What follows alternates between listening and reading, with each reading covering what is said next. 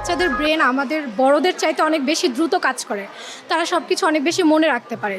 তো সেই জায়গা থেকে ছোটোবেলা থেকে যদি বাচ্চাদেরকে আপনার এই ধরনের জিনিসগুলো শেখানো হয়, তবে দেখা যাবে ভবিষ্যতে বাংলাদেশে অনেক অনেক সায়েন্টিস্ট যারা অ্যাস্ট্রোনমি নিয়ে কাজ করতে চায়, এরকম অনেক মেধাবী মুখ বের হয়ে আসবে।